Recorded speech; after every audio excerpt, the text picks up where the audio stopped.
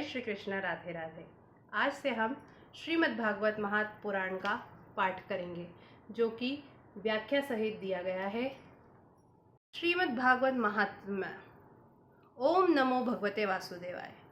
कृष्णं नारायणं वंदे, कृष्णं वंदे व्रजप्रियं, कृष्णं द्वैपायनं वंदे, कृष्णं वंदे प्रथासुतम्।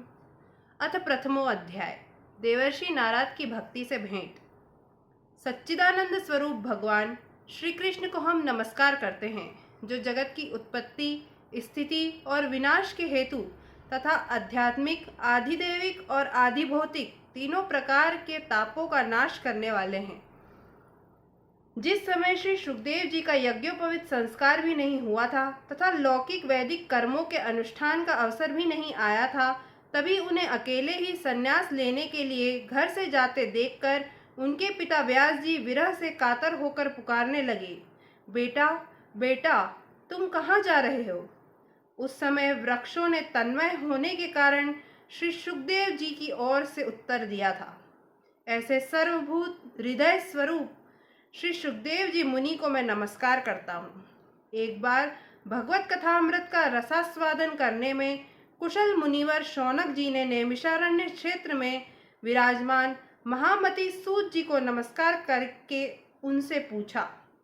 शौनक जी बोले, सूत जी, आपका ज्ञान अज्ञानांधकार को नष्ट करने के लिए करोड़ों सूर्यों के समान है। आप हमारे कानों के लिए रसायन अमृत स्वरूप सागर भी कथा कहिए। भक्ति, ज्ञान और वैराग्य से प्राप्त हो वाले महान विवेक की वृद्धि किस प्रकार होती है तथा वैष्णव लोग किस तरह इस माया मोह से अपना पीछा छुड़ाते हैं। इस घोर कली काल में जीवन प्रायः आसुरी स्वभाव के हो गए हैं। विविध क्लेशों से आक्रांत इन जीवों को शुद्ध दैवी शक्ति संपन्न बनाने का सर्वश्रेष्ठ उपाय क्या है? सूत जी, आप हमें कोई ऐसा शाश्वत साधन बताइए जो अधिक कल्याणकारी तथा पवित्र करने वालों से भी पवित्र हो तथा जो भगवान श्री कृष्ण की प्राप्ति करा दे। चिंतामणि केवल लौकिक सुख दे सकती है और कल्पवृक्ष अधिक से अधिक स्वर्गीय संपत्ति दे सकता है, परंतु गुरुदेव प्रसन्न होकर भगवान का योगी दुर्लभ नित्य वैकुंठ धाम दे देते हैं। श्री सूत जी ने कहा, शौनक जी, तुम्हारे हृदय में भगवान का प्रेम है, इसलिए मैं विचार कर तुम्हें संपूर्ण सिद्धांतों का निष्कर्ष सुनाता हूँ, जो जन्म मृत्यु के भय का नाश कर देता है, जो भक्ति के प्रवाह को बढ़ाता है और भगवान श्री कृष्ण की प्रसन्नता का प्रधान कारण है। मैं तुम्हें वह सब साधन बतलाता हूँ, उसे सावधान होकर सुनो। श्री सुखदेव जी ने कलयुग में जीवों के काल रूपी सर्प के मुख का ग्रास होने के त्रास का अत्यंतिक नाश करने के लिए श्रीमद् भागवत शास्त्र का प्रवचन किया। मन की शुद्धि के लिए इससे बढ़कर कोई साधन नहीं है। जब मनुष्य के जन्म जन्मांतर का पुण्य उदय होता है, तभी उसे इस भागवत शास्त्र की प्राप्ति होती है। जब सुखदेव जी राजा परीक्षित को यह कथा सुनाने के लिए सभा में विराजमान हुए, तब देवता लोग उनके पास अमृत का कलश लेकर आए। देवता अपना काम बनाने में बड़े कुशल होते हैं, अतः यहाँ भी सबने सुखदेव मुनि को नमस्कार करके कहा, आप यह अमृत लेकर बदले में हमें कथामृत का दान दीजिए। इस प्रकार परस्पर विनिमय अदला बदली हो जाने पर राजा परीक्षित अमृत का पान करें और हम सब श्रीमद् भागवत रूप अमृत का पान करेंगे। इस संसार में कहाँ कांच और कहाँ महामूल्य मणि तथा कहाँ सुधा और कहाँ कथा। श्री सुखदेव जी ने यह सोचकर उस समय देवताओं की हंसी उड़ा दी। उन्हें भक्ति शून्य कथा का अनाधिकारी जानकर कथामृत का दान नहीं किया। इस प्रकार यह श्रीमद् भागवत की कथा देवताओं को भी दुर्लभ है। पूर्व काल में श्रीमद् भागवत के श्रवण से ही राजा परीक्षित की मुक्ति देखकर ब्रह्मा जी को भी बड़ा आश्चर्य हुआ था। उन्होंने सत्यलोक में तराजू मानकर सब साधनों को तौला। अन्य सभी साधन तौल में हल्के पड़े। अपने महत्व के कारण भागवत ही सबसे भारी रहा। यह देखकर सभी ऋषियों को बड़ा विस्मय हुआ। उन्होंने कलयुग में इस भगवत द्रूप भागवत शास्त्र को ही पढ़ने सुनने से तत्काल मोक्ष देने वाला निश्चय किया। सप्ताह विधि से श्रवण करने पर यह निश्चित भक्ति प्रदान करता है। पूर्व काल में इसे दयापरायण सनकादि ने देवर्षि नारद को सुनाया था। यद्यपि देवर्षि ने पहले ब्रह्मा जी के मुख से इसे श्रवण कर लिया था, तथापि सप्ताह श्रवण की विधि तो उन्हें सनकादि ने ही बताई थी। शौनक जी ने पूछा, सांसारिक प्रपंच से मुक्त एवं विचरणशील नारद जी का सनकादि के साथ संयोग कहाँ हुआ और विधि विधान के श्रवण में उनकी प्रीति कैसे हुई? सूत जी ने कहा, अब मैं तुम्हें यह भक्तिपूर्ण कथानक सुनाता हूँ जो सुखदेव जी ने मुझे अपना अनन्य शिष्य जानकर एकांत में सुनाया था। एक दिन विशालपुरी में वे चारों निर्मल ऋषि सत्संग के लिए यहाँ आए। वहाँ उन्होंने नारद जी को देखा। सनकादि ने पूछा, ब्राह्मण, आपका मुख उदास क्यों हो रहा है? आप चिंतातुर कैसे हैं? इतनी जल्दी जल्दी आप कहाँ जा रहे हैं और आपका आगमन कहाँ हो रहा है? इस समय तो आप उस पुरुष के समान व्याकुल जान पड़ते हैं जिसका सारा धन लूट गया हो। आप जैसे आसक्ति रहित पुरुषों के लिए यह उचित नहीं है। इसका कारण बताइए। नारद जी ने कहा, मैं सर्वोत्तम लोक समझकर पृथ्वी में आया था। यहाँ पुष्कर, प्रयाग, काशी, गोदावरी, हरिद्वार, कुरुक्षेत्र, श्रीरंग और सेतुबंध आदि कई तीर्थों में मैं इधर उधर विचरता रहा, किंतु मुझे कहीं भी मन को संतोष देने वाली शांति नहीं मिली। इस समय अधर्म के सहायक कलयुग ने सारी पृथ्वी को पीड़ित कर रखा है। अब यहाँ सत्य, तप, शौच, बाहर भीतर की पवित्रता, दया, दान आदि कुछ भी नहीं है। बेचारे जीव केवल अपना पेट पालने में लगे हुए हैं। वे असत्यभाषी, आलसी, मंदबुद्धि, भाग्यहीन, उपद्रवग्रस्त हो गए हैं। जो साधु संत कहे जाते हैं वे पूरे पाखंडी हो गए हैं। देखने में तो वे विरक्त हैं, किंतु स्त्री धन आदि सभी का परिग्रह करते हैं। घरों में स्त्रियों का राज्य है। साले सलाहकार बने हुए हैं। लोभ से लोग कन्या विक्रय करते हैं और स्त्री पुरुषों में कलह मचा रहता है। महात्माओं के आश्रम, तीर्थ, नदियों पर यवनों, विधर्मियों का अधिकार हो गया है। उन दुष्टों ने बहुत से देवालय भी नष्ट कर दिए हैं। इस समय यहाँ न कोई योगी है, न सिद्ध है, न ज्ञानी है और न सत्कर्म करने वाला ही है। सारे साधन इस समय कलिरूप दावानल से जलकर भस्म हो गए हैं।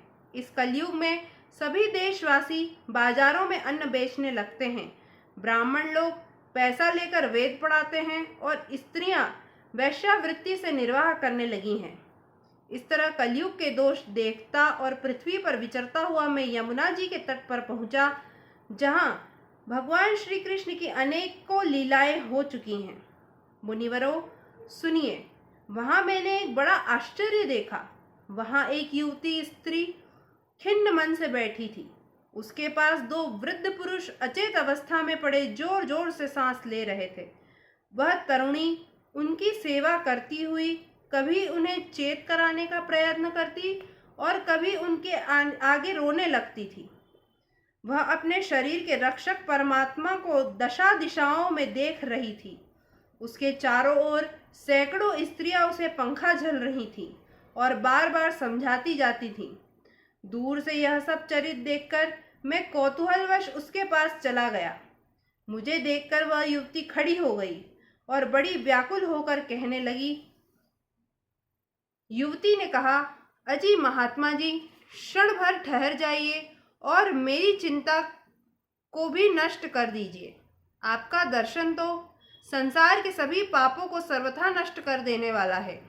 आपके वचनों से मेरे दुख की भी बहुत कुछ शांति हो जाएगी। मनुष्य का जब बड़ा भाग्य होता है तभी आपके दर्शन हुआ करते हैं। नारद जी कहते हैं, तब मैंने उस स्त्री से पूछा, देवी तुम कौन हो? ये दोनों पुरुष तुम्हारे क्या होते हैं और तुम्हारे पास ये कमल नयनी देवियां कौन हैं? तुम हमें विस्तार से अपने दुख का कारण बताओ। युवती ने कहा, मेरा नाम भक्ति है। ये ज्ञान और वैराग्य नामक मेरे पुत्र हैं। समय के फेर से ये ही ऐसे जर्जर हो गए हैं। ये देवियाँ, गंगा जी आदि नदियाँ हैं। ये सब मेरी सेवा करने के लिए ही आई हैं। इस प्रकार साक्षात देवियों के द्वारा सेवित होने पर सुख शांति नहीं है। तपोधन, अब ध्यान देकर मेरा वृत्तांत सुनिए। मेरी कथा वैसे तो प्रसिद्ध है, फिर भी उसे सुनकर आप मुझे शांति प्रदान करें। मैं द्रविड़ देश में उत्पन्न हुई, कर्नाटक में बड़ी, कहीं कहीं महाराष्ट्र में सम्मानित हुई, किंतु गुजरात में मुझको बुढ़ापे ने आ घेरा। वहाँ घोर कलयुग के प्रभाव से पाखंडियों ने मुझे अंग भंग कर दिया। चिरकाल तक यह अवस्था रहने के कारण मैं अपने पुत्रों के साथ दुर्बल और निस्तेज हो गई। अब जब से मैं वृंदावन आई, तब से पुनः परम सुंदरी सुरूपवती नवयुवती हो गई हूँ। किंतु सामने पड़े हुए ये दोनों मेरे पुत्र थके मांदे दुखी हो रहे हैं। अब मैं यह स्थान छोड़कर अन्यत्र जाना चाहती हूँ। ये दोनों बूढ़े हो गए हैं, इसी दुख में मैं दुखी हूँ। मैं तरुणी क्यों और ये दोनों मेरे पुत्र बूढ़े क्यों? हम तीनों साथ साथ रहने वाले हैं, फिर यह विपरीतता क्यों? होना तो यह चाहिए कि माता बूढ़ी हो और पुत्र तरुण। इसी से मैं आश्चर्यचकित चित्त से अपनी इस अवस्था पर शोक करती रहती हूँ। आप परम बुद्धिमान एवं योगनिधि हैं, इसका क्या कारण हो सकता है, बताइए। नारद जी ने कहा, साध्वी, मैं अपने हृदय में ज्ञान दृष्टि से तुम्हारे संपूर्ण दुख का कारण देखता हूँ। तुम्हें विषाद नहीं करना चाहिए, श्रीहरि तुम्हारा कल्याण करेंगे। सूत जी कहते हैं, मुनिवर, नारद जी ने एक क्षण में ही उसका कारण जानकर कहा। नारद जी ने कहा, देवी सावधान होकर सुनो, यह दारुण कलयुग है। इसी से इस समय सदाचार, योग मार्ग और तप आदि सभी लुप्त हो गए हैं। लोग शठता और दुष्कर्म में लगकर अघासुर बन रहे हैं। संसार में जहां देखो वहीं सत्पुरुष दुख से म्लान हैं और दुष्ट सुखी हो रहे हैं। इस समय जिस बुद्धिमान पुरुष का धैर्य बना रहे वही बड़ा ज्ञानी या पंडित है। पृथ्वी क्रमशः प्रतिवर्ष शेष जी के लिए भार रूप होती जा रही है। अब यह छूने योग्य तो क्या देखने योग्य भी नहीं रह गई है और न इसमें कहीं मंगल ही दिखाई देता है। अब किसी को पुत्रों के साथ तुम्हारा दर्शन भी नहीं होता। विषयानुराग के कारण अंधे बने हुए जीवों से उपेक्षित होकर तुम जर्जर हो रही थी। वृंदावन के संयोग से तुम फिर नवीन तरुणी हो गई हो। अतः यह वृंदावन धाम धन्य है जहाँ भक्ति नृत्य कर रही है। परंतु तुम्हारे इन दोनों पुत्रों का यहाँ कोई ग्राहक नहीं है, इसलिए इनका बुढ़ापा नहीं छूट रहा है। यहाँ इनको कुछ आत्मसुख, भगवत स्पर्श जनित आनंद की प्राप्ति होने के कारण ये सोते से जान पड़ते हैं। भक्ति ने कहा, राजा परीक्षित ने इस पापी कलयुग को क्यों रहने दिया? इसके आते ही सब वस्तुओं का सार न जाने कहाँ चला गया। करुणामय श्रीहरि से भी यह अधर्म कैसे देखा जाता है? मुने, मेरा यह संदेह दूर कीजिए। आपके वचनों से मुझे बड़ी शांति मिली है। नारद जी ने कहा, बाले, यदि तुमने पूछा है तो प्रेम से सुनो।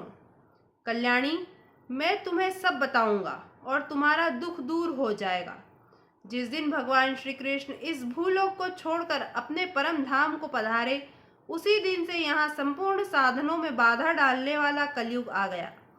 दिग्विजय के समय राजा परीक्षित की दृष्टि पड़ने पर कलयुग दीन के समान उनकी शरण में आया। भ्रमर के समान सारग्राही राजा ने यह निश्चय किया कि इसका वध मुझे नहीं करना चाहिए, क्योंकि जो फल तपस्या, योग एवं समाधि से भी नहीं मिलता, कलयुग में वही फल श्री हरि कीर्तन से भली भांति मिल जाता है। इस प्रकार सारहीन होने पर भी उसे इस एक ही दृष्टि से सारयुक्त देखकर उन्होंने कलयुग में उत्पन्न होने वाले जीवों के सुख के लिए ही इसे रहने दिया था। इस समय लोगों के कुकर्म में प्रवृत्त होने के कारण सभी वस्तुओं का सार निकल गया है और पृथ्वी के सारे पदार्थ बीजहीन भूसी के समान हो गए हैं। ब्राह्मण केवल अन्न दानादि के लोभवश घर घर एवं जन जन को भागवत की कथा सुनाने लगे हैं, इसलिए कथा का सार चला गया।